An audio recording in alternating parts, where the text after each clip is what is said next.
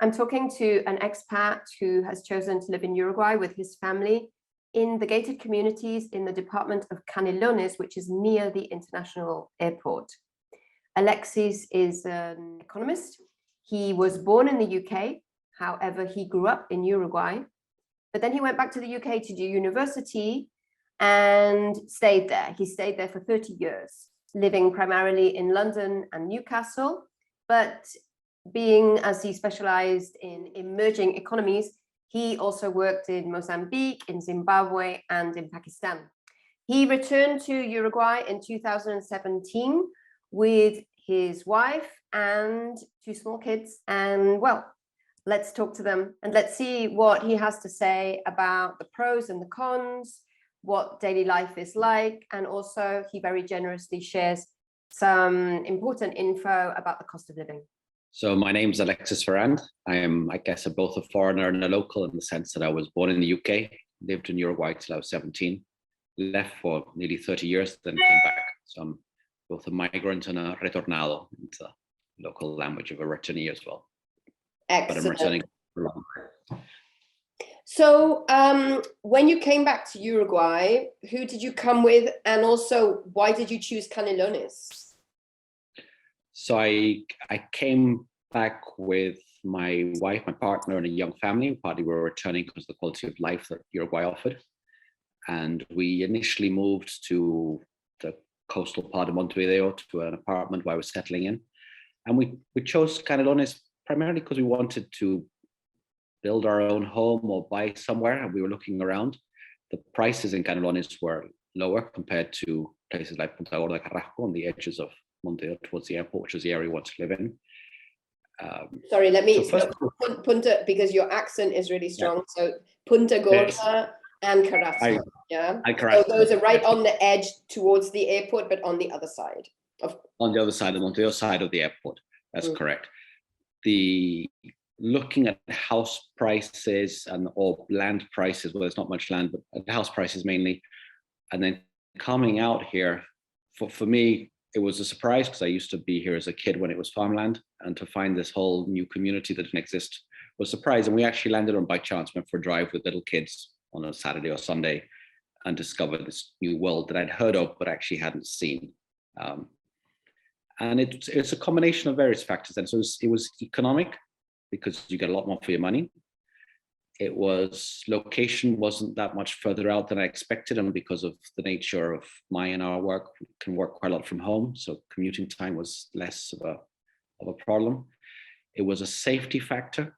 I can talk about that a bit more in detail about safety, but for us, it was more the safety for our kids because they could play on the streets and you don't really worry about cars and things like that, or them getting lost and that side of things. So for us, it was the small child side of it, growing children. And it's also just very pleasant. I think in my ideal world, I would live downtown in some nice apartment and have a rural place outside, like a good, which is what Uruguay offers, right? That urban vibe and that rural vibe, both really attractive. But when the reality of life is you got to try to merge both. And so I turn one way, I have Montevideo, and I turn the other way, I have Campo, the sort of rural sense. So I see plenty of benign wildlife, nothing scary, but benign wildlife around me. But I can be in Montevideo in 20 minutes or 40 minutes downtown, and I can be at the airport in 10 minutes.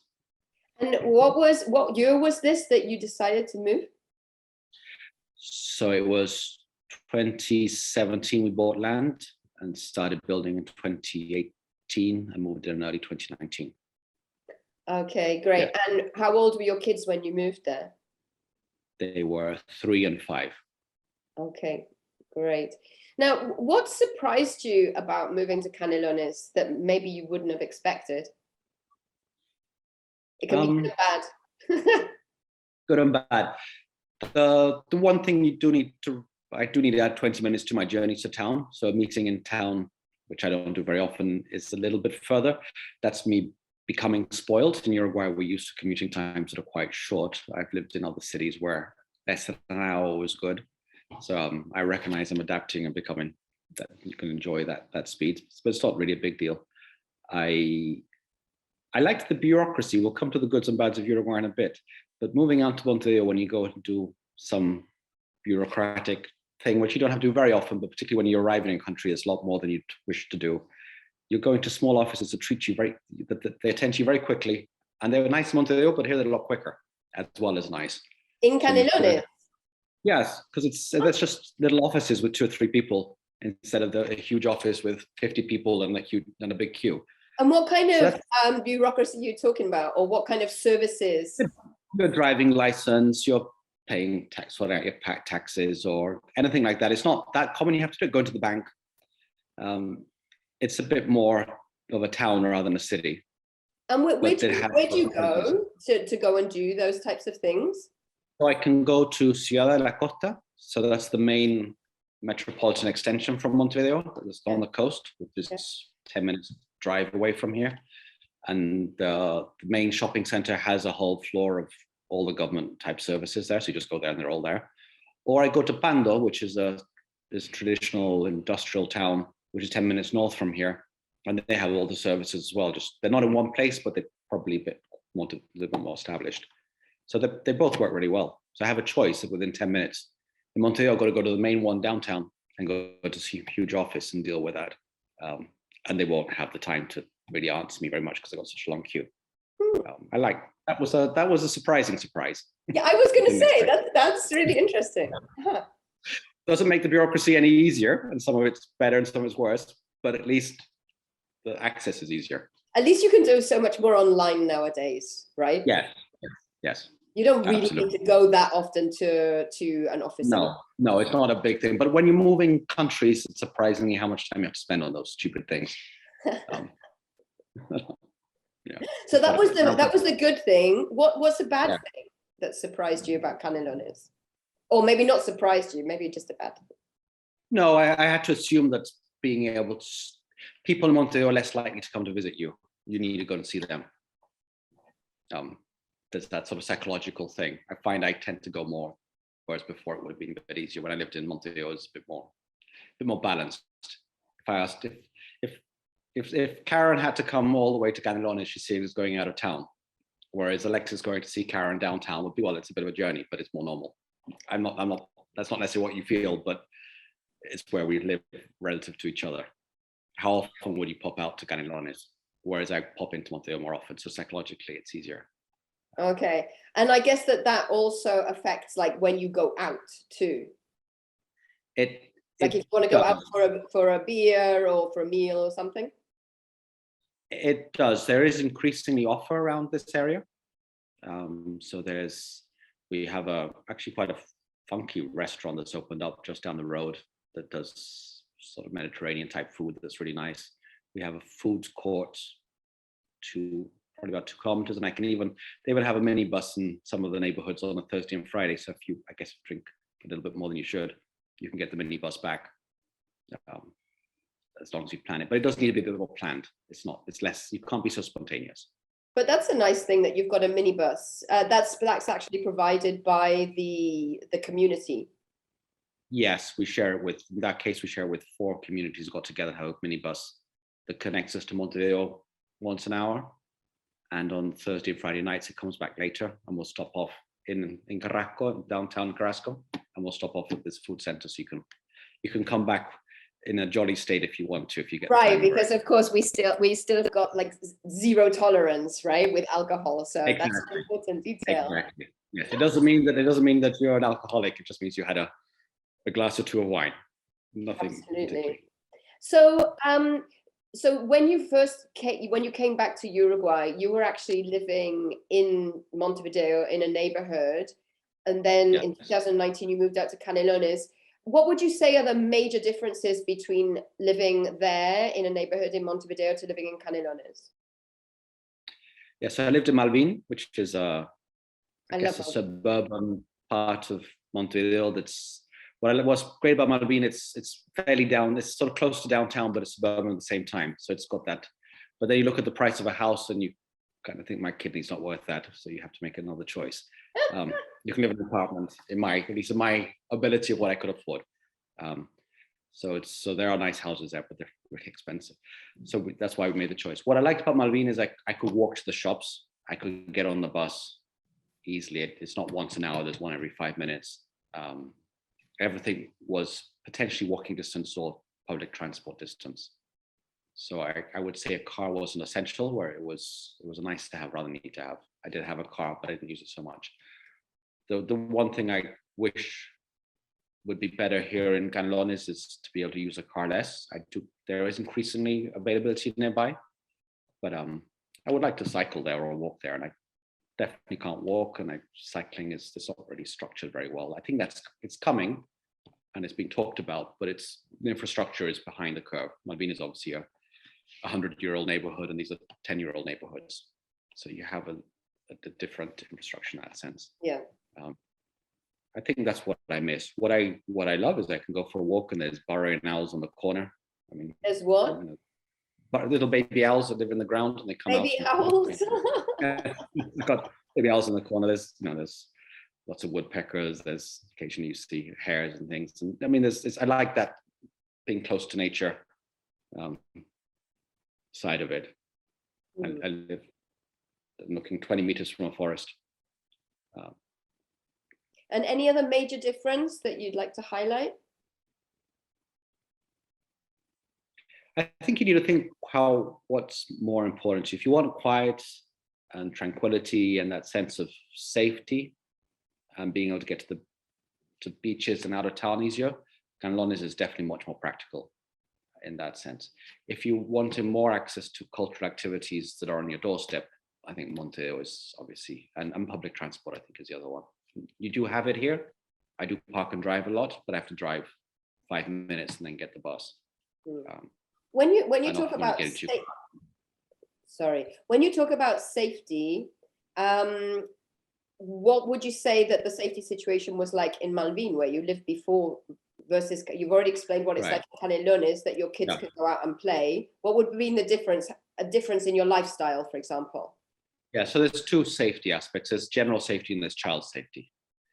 I think for general safety, I don't think Uruguay is an unsafe country generally. I think sometimes in Uruguayans tend to feel it's less safe than they realize because they have, but it's safe for them. Where I've lived pretty much anywhere, and I've lived in London. I think the only place I've been mugged is in London. So I've lived in places where I'm still quite safe, but still it's not. I don't feel more unsafe here than I do in London, in Malvin compared to London. Some areas more than others, but it's more about location. But it is a factor. You need to. Here, I wouldn't worry if I forgot to lock my door. I certainly never lock the car. I don't think about those things, and I do like that. I would say, compared to some of my neighbors who have more concerns of personal safety, it is a neighborhood where people are buying that kind of safety, that general safety of not being robbed. And that's not been any case of theft here at all. There is a relatively strong safety barrier, which I'm not necessarily a fan of from a social structure. I don't think it's ideal for society to have barriers between us, but it is a big fence, so you don't really see very much, and it's like living in an apartment block, except you have someone who attends when you come in and out, and that limits access and exit. So that does provide a lot of safety. But for me and us personally, it's more about kids, that they can go out through the front door and I don't need to think where they've gone. Right. In a city, you can't have that, mostly not because of anything particularly bad, but because of cars. The cars here will see kids, they'll go slowly.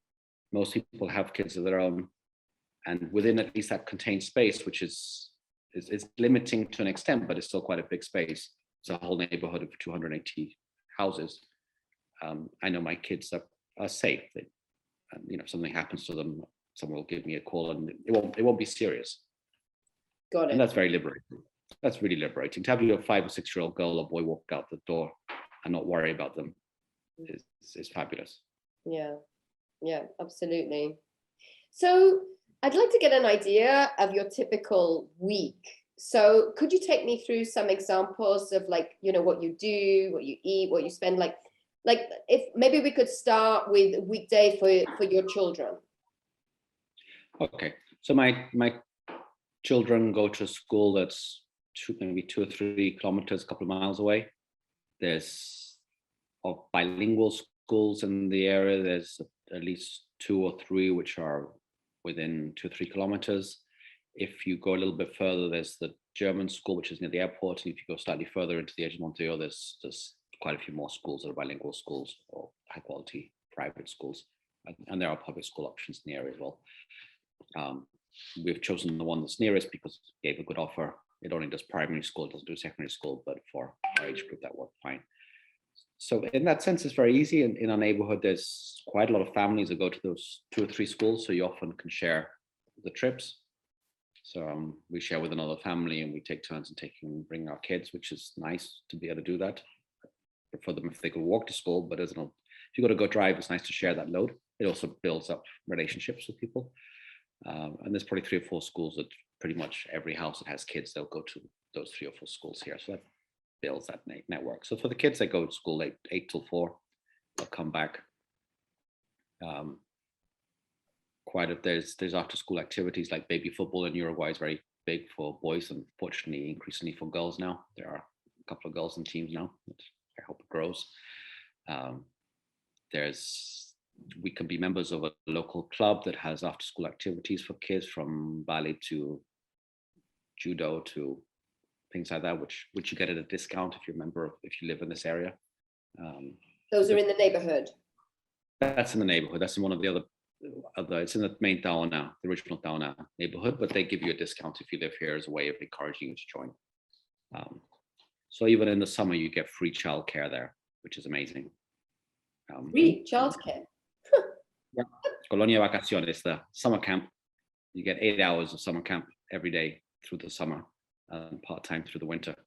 Where is this? I'm sorry, this is in the center of the Camino. This is in the, yeah, this is in the original Taona club, and they offer it to members.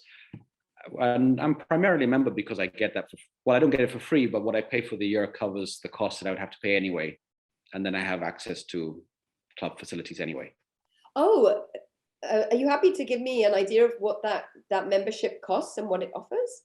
Sure, it's 7,000 per month per family if you live in the neighborhood. Pesos Per month per family. So that's just what, $150, $175 for a family of 4. It's per family. Yeah. They don't limit on it. Okay. And I'm not sure if it's worth it if you don't use the summer camp unless you use the club facilities a lot. But if you're an average user and then you have the summer camp, I think it's a great deal because the summer camp will cost you a good chunk of that anyway. God, yeah. And what does the club afford you? It's apart from summer camp and afternoon daycare for kids under 7 or 8. There's activity from 7 in the morning to 10 at night. Gym, spinning, all those kinds of things. Zumba. Is there a pool? There's a pool. There's a pool in the summer. Yeah. Indoor, outdoor. Outdoor pool. There's a sauna. And that's not the golf club as well. That's a golf club as well. It's included. So that golf membership is included in that? It is included. I don't play golf, but yes, it's included. Sounds like an amazing deal. It is I think if you play golf or you have kids, it's definitely a great deal. Yeah. I think if you don't have kids or don't play golf, maybe if you pay for a gym, if you just do gym, you might get a cheaper gym dealership if just one of you in the family is doing it. But if everyone's using it, it's a great deal. Yeah, absolutely. Anything else to add about the kids, or should we move on to a typical week for the adults? I just think for the kids, it's heaven. They can't really get much more spoiled in a nice way.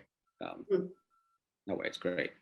For the adults, yes, I mostly work from home. So for me, my one consideration in buying land here was, does it have optic fiber? I need a good internet connection, and it does. So that was my one request in terms of a need to have. So it's well connected. You obviously have more space because it's cheaper land, so you tend to be able to have a bit more space in your home for a home office. My typical day is mostly dropping off kids and working from home with maybe a meeting once a week in town. And occasionally I travel and the airport's nearby. I can even take the minibus. I can even take it to the airport if I want to. If it drops me at the airport, so normally I get a ride, but I have that option. So for me, it's works very well. For my partner, who sometimes works in town a bit more often, she'll go two or three times a week. I think it works fine. Some people go every day. Does she take a car? She will tend to take the car because she usually have meetings in multiple places. If you have a meeting that in one place, the bus works well. I think if you're moving around, then the benefit of the bus versus car would vary.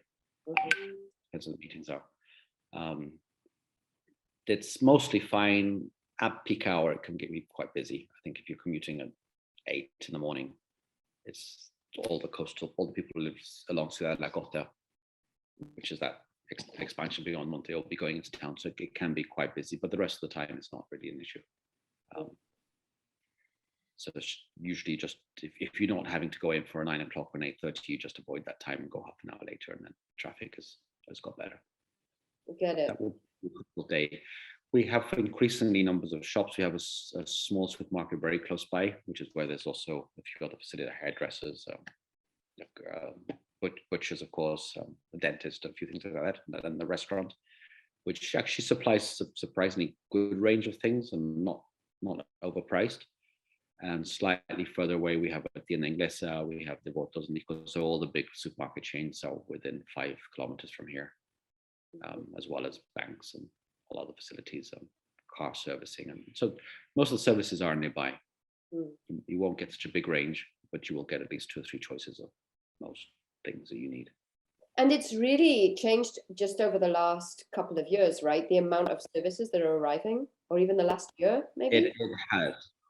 Yes, I would say we're on the edges of what's called Ciudad de la Costa. So Ciudad de la Costa, which goes from where these neighborhoods are to the coast, has developed a lot in the last 20 years. The shopping center has been there for a few years and so on. So that's not very far away, and that gives a good range of options. But within the neighborhoods which are north of the Interbalnearia, the main road between the airport and the coastal highway from the airport to the coastal highway.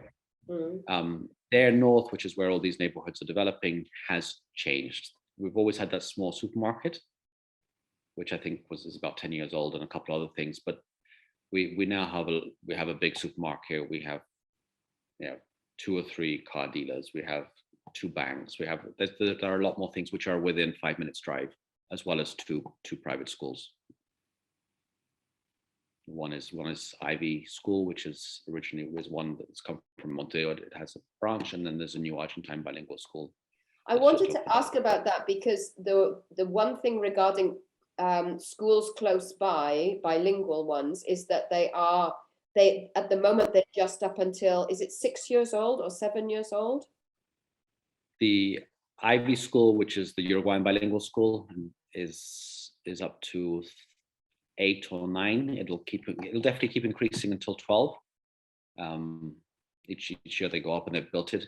They haven't yet committed to doing secondary school, but they will definitely do primary school. So the next 2 or 3 years they'll have the whole range from, I think, age 3 through to about age 12 or 13. So if somebody had a kid that was in like secondary school age, they would have to travel to a school that's about at least 15 minutes, 20 minutes drive away.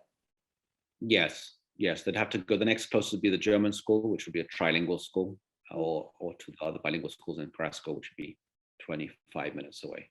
Okay, and public schools around there? I mean, there's a small junior school nearby, but the main ones would be in Ciudad de la Costa. There's a secondary school just across. Do you have any neighbors that send their kids to public schools? No. Okay. No. Right.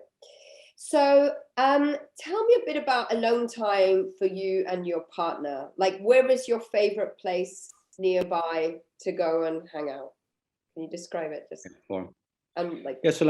Particularly weekends, or sometimes during the week if you meet up with friends in Montevideo.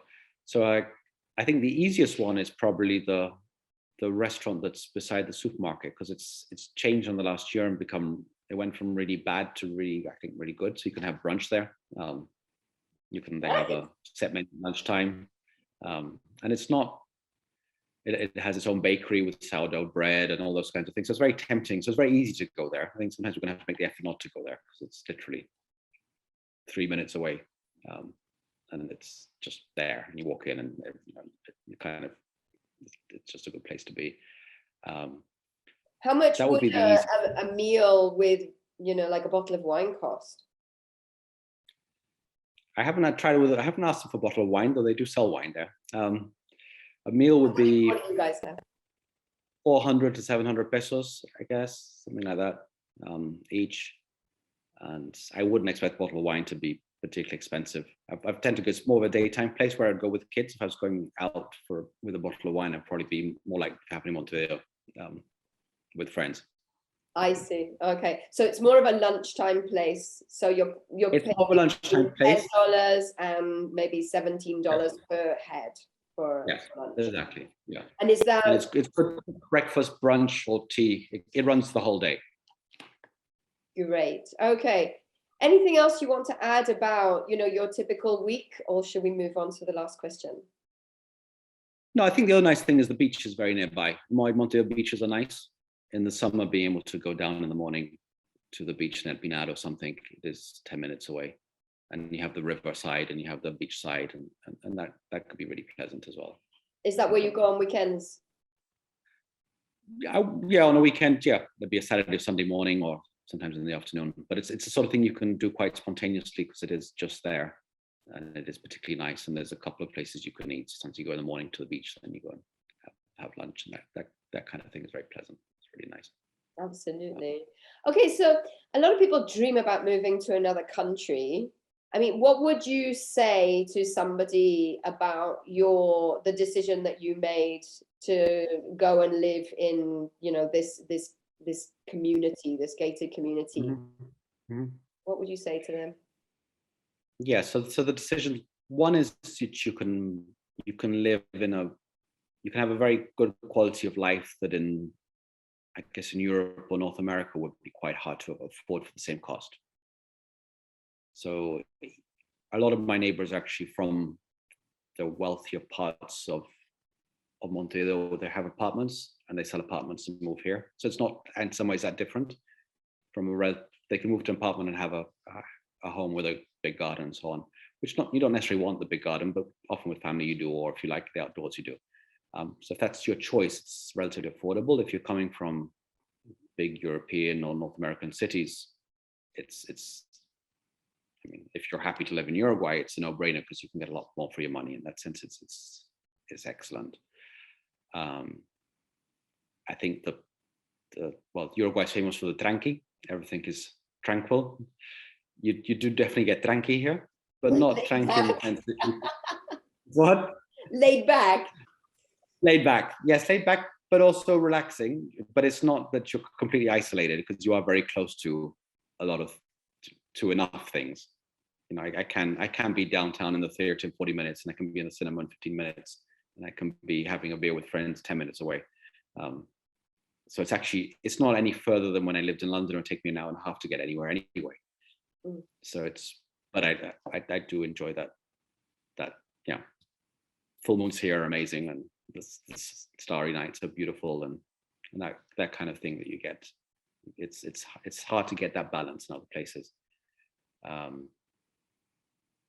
I think in sense of community, it's these neighborhoods they're not bad in the sense. What I like about the neighborhoods, a lot of Uruguay people know each other since childhood, and so everyone's friends are like that, and that is true in these neighborhoods too. But in some ways, everyone is a bit of an internal migrant, so there's a little bit more space for social connections to be made up, and a lot of people moved here because they're kids. So it's a way that you can get to know people a bit if you're making a little bit of effort. Linguistically, it can be a bit more challenging. Depends how good your Spanish is. Most people here are Uruguayan. I was going to ask you about that. You know, because I know that when your partner arrived, she didn't speak Spanish, and I was wondering if that's been an issue in the community, like for making friends. No, it was. I would say it was an issue in the first 2 years in Uruguay, but that wasn't community related. That was language related. So we live in Malvin at the time. She did make friends, but mostly through the kids. One couple spoke very good English, and the other one made a lot of effort in both directions. And you know, it's just a very nice person. And now they've fluent enough to have a good relationship without language being an issue. By the time we came here, it was less of an issue. So the friendships are through the kids and speaking Spanish. She struggles with the slang. So WhatsApps and slang were hard, not anymore, but at the beginning it was, so mothers groups are a way of making friends, but it could be quite hard if you don't understand what all the shortcuts of languages are and slang words are and so on. I don't think, definitely there was an effort for her to be understood and be included, but there's a limit to how much people can be translating, think of what the other person doesn't understand. So if you're not learning Spanish, it would be a bit isolating. But if you're making that journey, it's also encouraged. You're welcomed on that journey as well. I think in that sense it was positive. Okay, I think this is important because a lot of people, I mean, the one thing is your partner is multilingual. And so, Yes. you know, she has a flexibility where language is concerned that somebody that only speaks English is not necessarily, especially if you're older, gonna have. So I just wondered, you know, like, would you have, what would you feel about that, the appropriateness of this kind of community for somebody that's maybe a retiree? It's unlikely that they're gonna have to learn English, to learn Spanish beyond, you know, the niceties and general day-to-day things. It's a good question. It will limit, I think it does limit you socially to an extent, but I don't know if that's not true anywhere if you go to a country with a different language. So I think that is true. You are going to be entering communities where more people than let on do speak English or do definitely understand English, partly because of privilege. The demographics are people who have often gone to bilingual schools themselves. As an anecdotal case, we have neighbors who we get on pretty well with. We're not friends, but we get on well with and talk to them over the garden fence type neighborhood. They will only speak Spanish to my partner, even when she was struggling a bit. Now she's pretty fluent, but even when she's struggling a bit.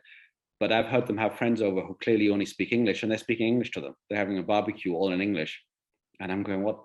Can I say what the hell? Definitely what the heck. Could you not have spoken English to her?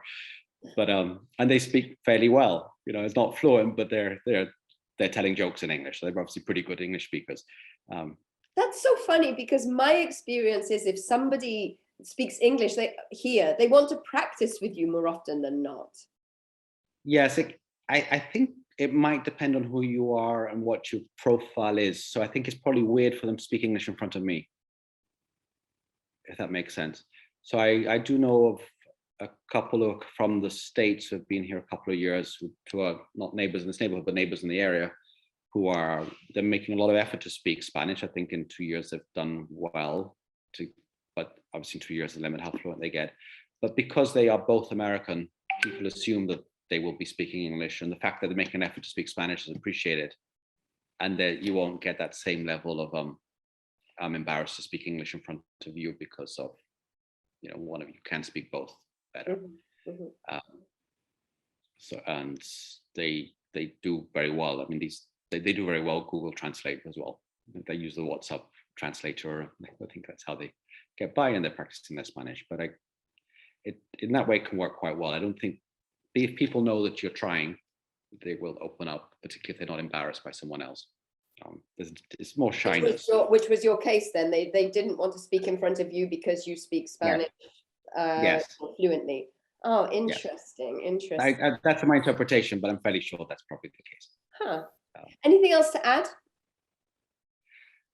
No, I think there are smatterings and increasing numbers of people who clearly aren't Uruguayan or the Argentine group. So it is slightly more diverse than average because of that.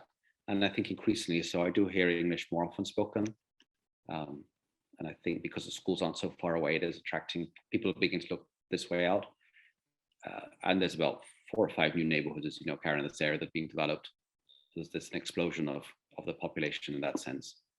And where your neighbors, in your neighborhood or around, what percentage would you say are Uruguayan and what percentage are foreigners? I assume they're more like Latin American foreigners in general. But... Yes, I would say there's probably 70-80% Uruguayan, 10-15% Argentine, there's Chileans, there's Peruvians, there's quite a few Uruguayans who are returnees.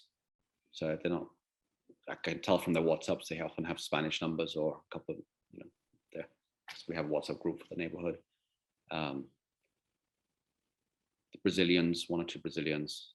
In this neighborhood, I think it will depend from neighborhood to neighborhood. Each neighborhood has different profiles. I think that would be my last comment on these neighborhoods. I'm in a neighborhood that's popular with people that have young kids. It's a relatively new neighborhood. Lomas, which was the original one, has an older demographic on average because it's older, so people had kids and now the kids are grown up. It also has a golf course, which probably attracts people a bit more time, maybe. And they do vary from place to place. Some are pre-built, some people built their own. So it's worth looking around what the neighborhood vibe is, as well as the house. I mean, obviously that's the most important thing.